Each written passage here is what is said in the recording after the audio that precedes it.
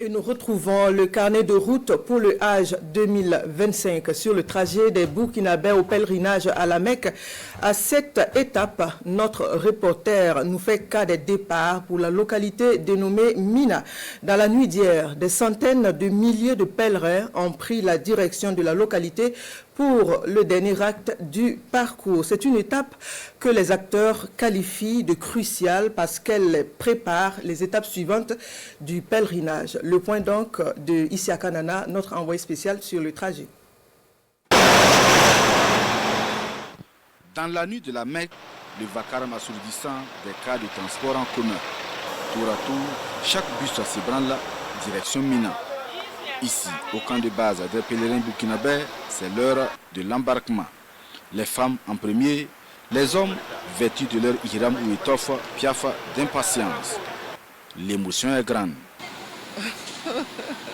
Les mots nous manquent. Les mots nous manquent. Tellement contents. Vraiment.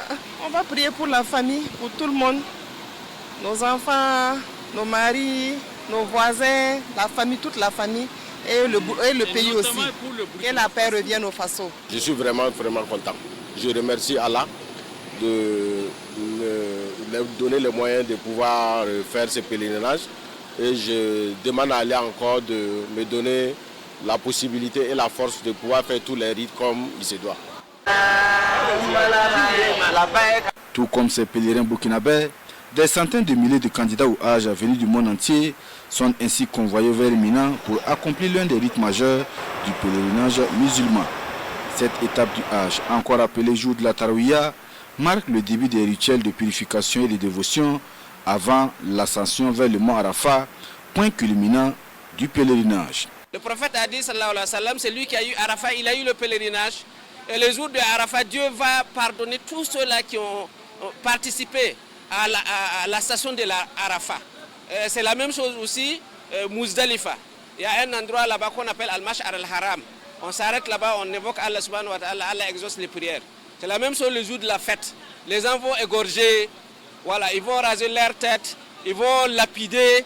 Donc c'est des dhikrs, c'est le fait de se rappeler d'Allah subhanahu wa ta'ala, c'est le fait de se purifier, s'approcher d'Allah subhanahu wa ta'ala. Donc c'est très important pour un musulman qui vient pour faire le pèlerinage, d'effectuer tous ces rites-là sans rien rater, pour que le Hajj soit complet. Notre rôle en tant qu'encadreur, c'est accompagner le pèlerin, montrer le pèlerin comment il doit être fait et guider le pèlerin, arrêter pour que tous les besoins des pèlerins soient être faits.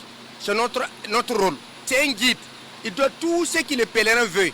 Il doit être chargé pour que le pèlerin gagne tout ce qu'il veut. Le transport des pèlerins vers Mina va ainsi durer toute la nuit jusqu'au petit matin.